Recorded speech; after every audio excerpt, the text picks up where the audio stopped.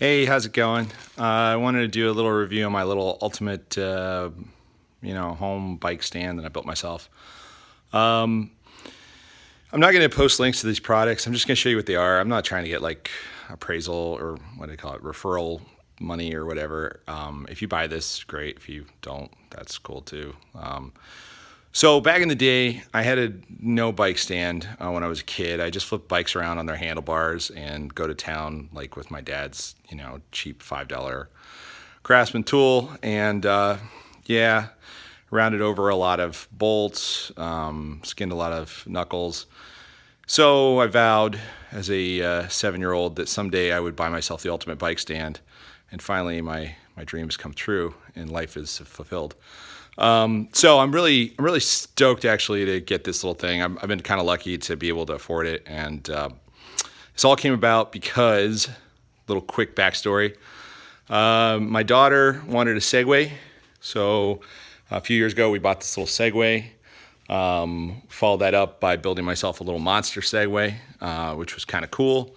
Then I crashed. Then I was hurt, and I said, let's not do that. Two wheels in line are way better than two wheels side to side, turns out. So two wheels in line was this guy. I was looking at what they were like, people are borrowing on the side of the street. It's this basic product. It's a 9-baud max. That thing was awesome. In the meantime, we got a couple go-karts because, again, fulfilling that 7-year-old promise that someday I would have a go-kart, just like I dreamed. So I got a couple go-karts, and we have all these electric things, and I was having so much fun because they're not gas and they don't require carburetor cleaner and all that junk, that my daughter was like, hey, let's get some bikes. I was like, what? Exercise? No, but turns out they make an e-bike. So this is the one I got my daughter. It's a 24E. Now this happened over like 3 years, so this is a lot of money. I'm not buying this all at once. I'm not like some crazy rich guy, hence no affiliate links. But I bought this 24E from Bulls. Great bike. I'm actually going to put a dropper post on it for my daughter because her little feet don't quite touch. So then I got myself a bike because I was like, well, of course I need a bike. So I got this Trek Rail 9.7, and this thing is amazing. I think if I was going to design a bike, this is pretty much exactly the bike I'd make. But then I was like, you know what? I like working on my stuff. Got some, mechanical aptitude a little bit. And I said, I'm going to get good tools and a good bike stand, and this is the bike stand. So what I got was the Park Tool PCS 10.2 with a sticker that's coming off. Let me fix that. Oh, it's all better. See the mechanical aptitude. So I got this Park Tool stand. It's the slightly more expensive one than the other one. The other one doesn't have a couple things. It doesn't have this completely useless little tray, which is super useless, but helpful when you have to put one bolt. And then it doesn't come with this little bracket. Can you see that? So this little linkage on the other one, I don't know why they don't include it. I think it's just to get you to buy the more expensive one. Allows you to add this tray. This tray is actually useful. If you'll note, the bike is on the right side. This is more for Park Tools. The bike's on the right side. Putting trays to the right is just a stupid decision. So they put the tray on the right side here towards the bike.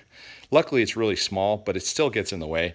Everything should be on the left side behind the stand where you're not going to run into it with your fingers. But yeah, this tool tray was great. I got for example, this is a little tiny torque wrench.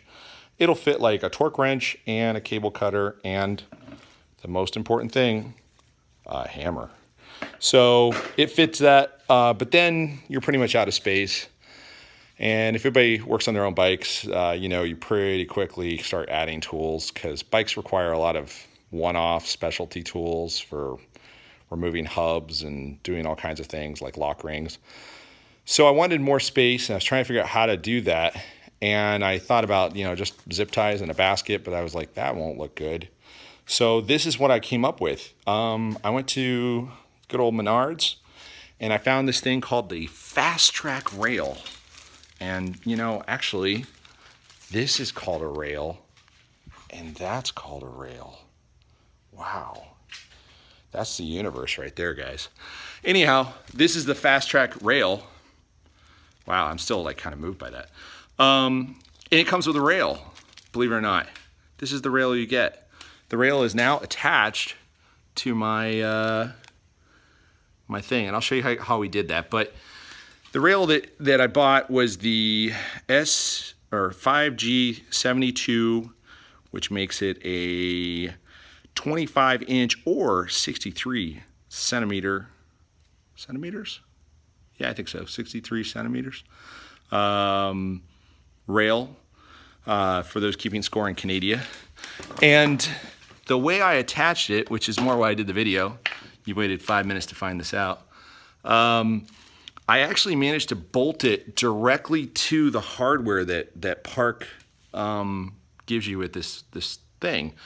So one of the problems is this upper tube is sliding up and down inside this tube.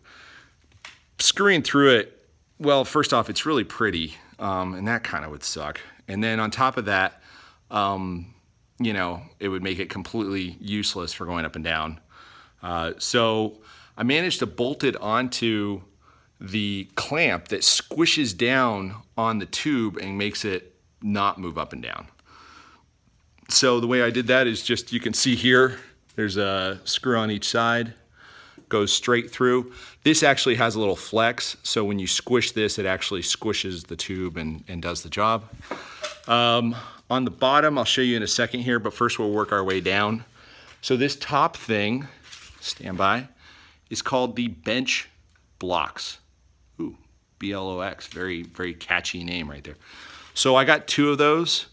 When I grew up as a kid, we had like mason jars full of bolts, and it's the same basic concept, only it didn't shatter into 5,000 pieces when I did that. So we've evolved, because the mason jars were really fun when the bolts would fall off the shelf and they explode.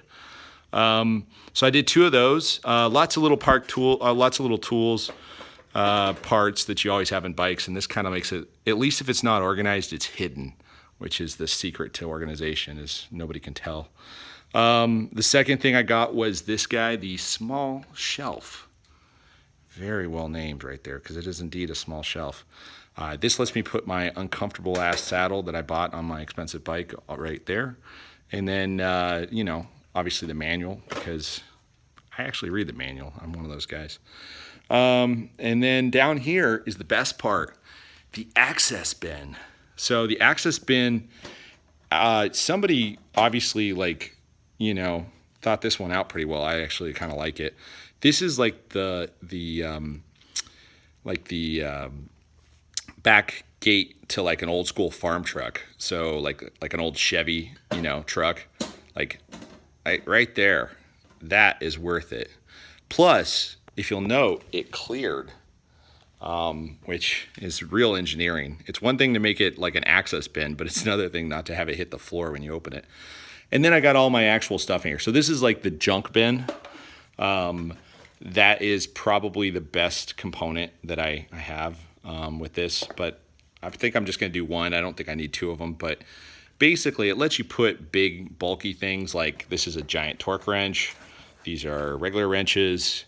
These, if anybody can pronounce this, I think it's Knipex. I think that's K is silent, but it could be Knipex. It could be any of those. These are lock ring tools. And then most importantly, the battery for oh such sweet electrical power. That's battery charger. It goes back in and locks down. Really nice design. So let's talk about what's not so good about this little guy.